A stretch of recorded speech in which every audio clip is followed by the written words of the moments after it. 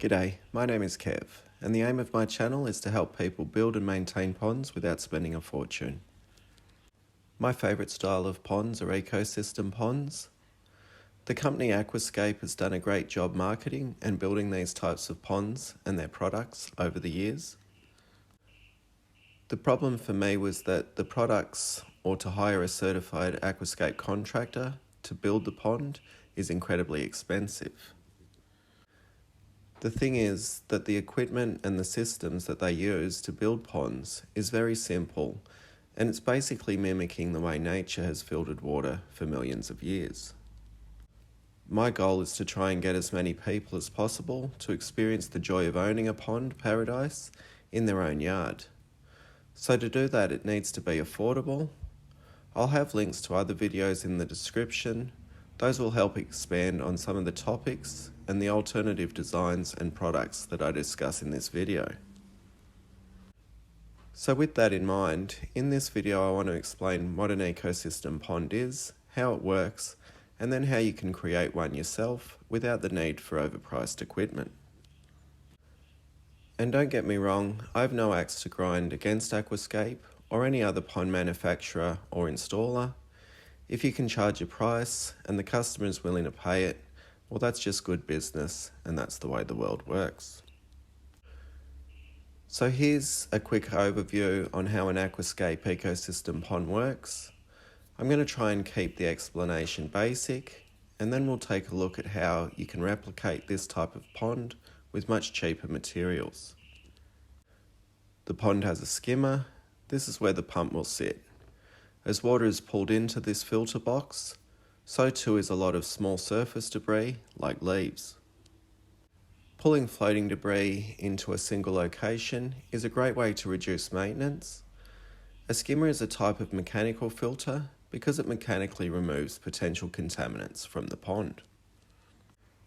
Then we have a biological filter. This filter is a filter that is dedicated to growing beneficial bacteria. Bacteria are the workhorse of the pond and responsible for clear water, healthy water, and breaking down waste. The bacteria inside the pond are the single most important thing to establishing the pond ecosystem. Then we have the pump. It sits inside the skimmer. This will pump the water from the skimmer up into the biological filter.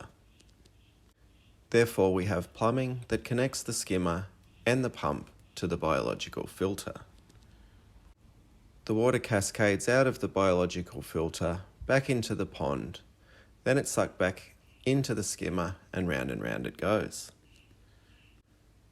To retain the water, you'll use a pond liner, and to protect the liner, you'll use an underlayment. The pond will be dug with shelves. This allows rock and pebble to be easily placed to cover the liner, and it provides differing depths for various aquatic plants. The rock and pebble within the pond also provide habitat for extra bacteria, which helps keep the water clean, clear, and healthy.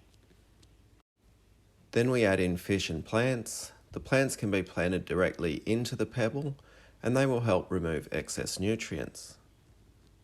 The fish will be the apex predator within the pond ecosystem. They'll forage around the rock and plants, they'll graze on algae, help stir up the pond, and basically help maintain balance within the pond. So that's a very simplified explanation on how an ecosystem pond works. Now let's look at how we can save money. You can buy aquascape pond kits that will include all the components needed to build an ecosystem pond.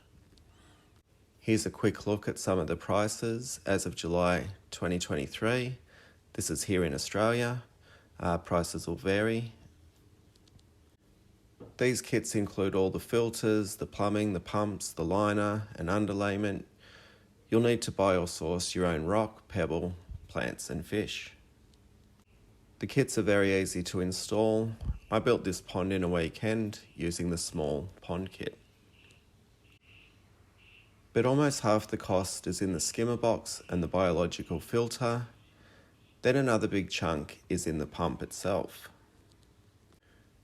Remember, the skimmer is just a place to house the pump and pull in surface debris. Why does it need to cost $1,000? Meanwhile, on my courtyard pond, I created a skimmer using a $5 bucket, a couple of rocks, a scrap of pond liner, and some filter sponge. On my goldfish pond with stream and bog filter, I used a wheelie bin as a pump vault for an intake bay. An intake bay is just a supersized skimmer. And of course, there's plenty of other ways to create a skimmer or intake bay without breaking the bank. Then if we look at the biological filter, this is just another box that has 2 filter sponges and filter media called bioballs. These provide a home for the bacteria. As the headwaters of the stream on my dream pond, I used a half olive barrel, a couple of uniseals, approximately 200 bioballs bought online, and a net to hold them inside the filter, and then some filter sponges. I can't remember the exact amount I spent, but I can tell you it was nowhere near the $730 that the cheapest biofalls is. Remember, the biological filter's main function is to grow beneficial bacteria. The cheap bioballs are doing that, not the expensive filter box. This just highlights the potential savings on a smaller pond. The bigger the pond and filter system, the more money you can potentially save. Anyone that watches the Aquascape YouTube channel, Greg the Pond Guy, or Ed the Pond Professor, knows that one of their favourite filters is the Wetland Filter. I call it a bog filter, others call it a vegetable or plant filter. Whatever you call it, the filter works by moving water up through rock and pebble. The rock and pebble provide surface area for the bacteria, and that's all it takes. Hey presto, you've got yourself a massive biological filter. The cost of building a wetland filter with aquascape products quickly adds up. You need aqua blocks, snorkel vaults, and centipedes, plus liner and all the rock. But all these expensive components do is provide void space, that's the aqua blocks. They evenly disperse the water throughout the filter, that's the centipede, and they provide a clean out port, that's the snorkel vault. The most important component is the rock and the pebble that is growing the bacteria, not the expensive equipment. If you can move water up through the rock and pebble, get solid materials to settle in the base of the filter, and create an easy way to clean the filter, that's really all you need. Bogs or wetland filters are wonderful filters. The void space allows solid waste to accumulate. The even dispersal of water means that new oxygen-rich water is constantly moving through the pebble and rock that's colonised by bacteria, and then the portal provides easy access to be able to completely drain, flush, and remove the solid waste that is accumulated inside the filter. So if you want to save money, and a lot of it, there's plenty of alternatives. You can use anything that will support the weight of the rock and pebble to create a void space. I did make a video of alternatives to aqua blocks, so I'll link that in the description. But if you want to stick with aqua blocks, you can also source them direct from the manufacturer. Atlantis, they call them flow tanks, and it's the exact same thing.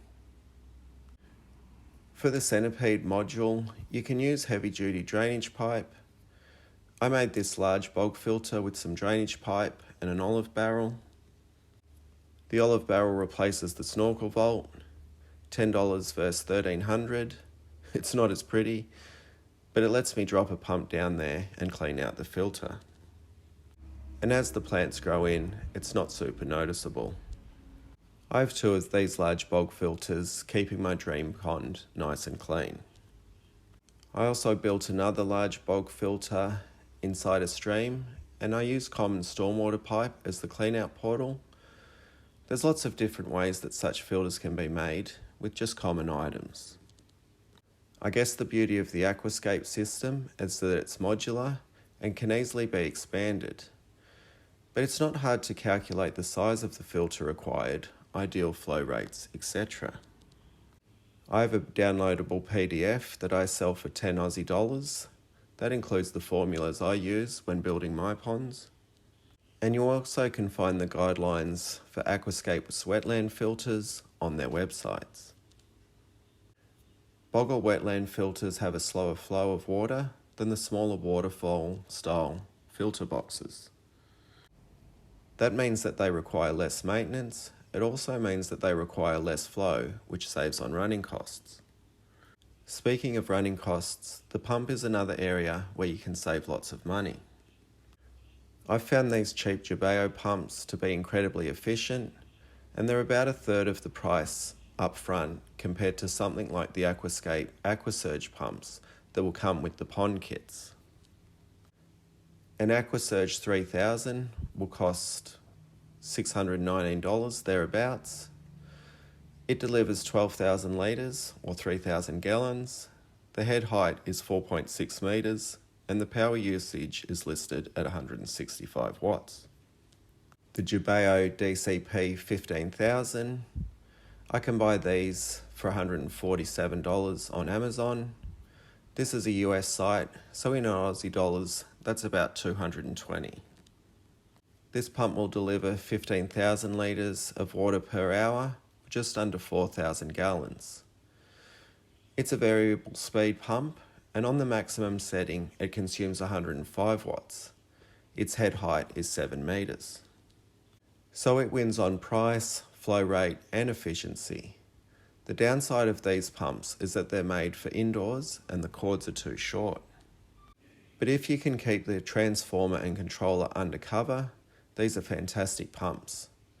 I'm running 4 of them dialed back on my dream pond and 1 on the stream feeding the goldfish pond. These pumps are a low volt DC sine wave pump, and I'm starting to see lots more of them on the market, so it's only a matter of time before they're being created specifically for pond use and rated for the outdoors. If you've seen other cheap and efficient pumps, please put them down in the description and help other people looking to save money on their pond builds. So by just saving money on the skimming system, the biological filter and the pump, it'll really make a big difference on the final price of any DIY pond build. It saved me thousands of dollars just on this small courtyard pond, and it saved me over $10,000 on my larger dream pond. But if you're going to hire a contractor, and I believe that some people should, don't expect them to use cobbled together components. They need to provide guarantees on their workmanship, warranties on the equipment, etc. Plus you want them to be comfortable with the products that they're using so that they can easily fix any issues that may arise. Anyway, I hope this video and the resources that I've linked can help you save money on your pond. If this was helpful, feel free to tickle the thumbs up button. Thanks for watching. See ya.